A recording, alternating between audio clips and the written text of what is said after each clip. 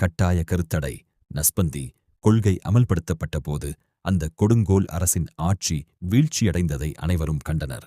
அந்த ஒடுக்குமுறை அரசின் ஆட்சி முடிவுக்கு வந்ததையும் அனைவரும் பார்த்தனர்.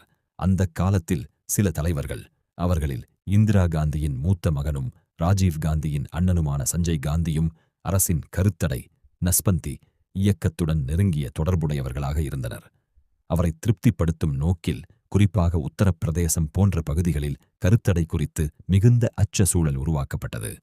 எங்கு கருத்தடை முகாம்கள் அமைக்கப்பட்டாலும் கிராமங்கள், சிற்றூர்கள் மற்றும் ஊரகப் பகுதிகளில் இருந்த இளைஞர்கள் பிடித்துக் கொண்டு வரப்பட்டு அவர்களுக்கு கட்டாய கருத்தடை செய்யப்பட்டது.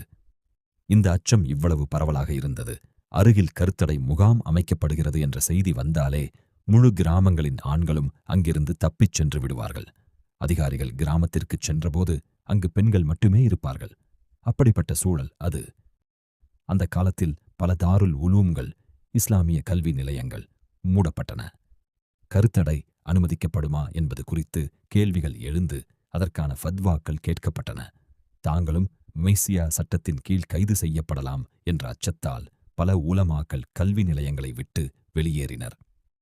அத்தகைய சூழ்நிலையில் தாருல் உலூம் தேவ்பந்தின் முதல்வரான காரி தையிப் உலமாக்களின் கூட்டத்தை அழைத்து, இதுவரை நமது உலமாக்கள் இதன் எதிர்மறை அம்சத்தை மட்டுமே ஆராய்ந்துள்ளனர், இனி அதன் சாதகமான அம்சத்தையும் ஆராய வேண்டும் என்று கூறினார்.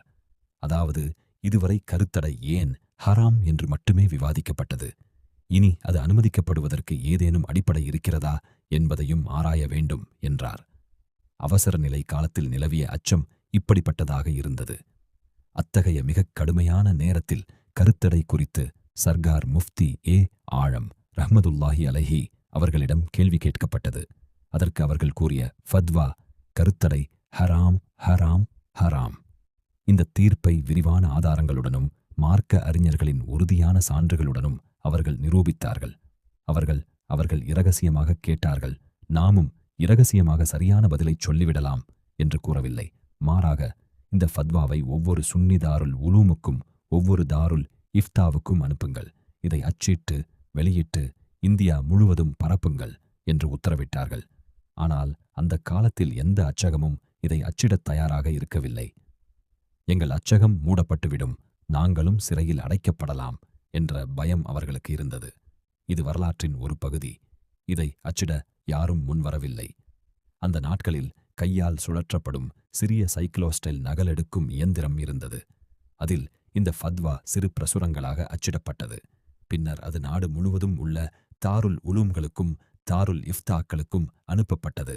கருத்தடை ஹராம் என்று அறிவிக்கும் இந்த ஃபத்வா பிரேலி ஷரீஃபிலிருந்து வெளியிடப்பட்டது என்று அறிவிக்கப்பட்டது.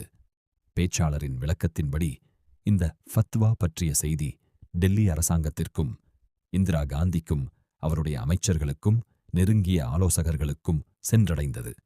அப்போது இவரை கைது செய்யுங்கள், அரசின் நிலைப்பாட்டை எதிர்த்து நிற்பவர் யார் என்று கூறப்பட்டதாக அவர் விவரிக்கிறார்.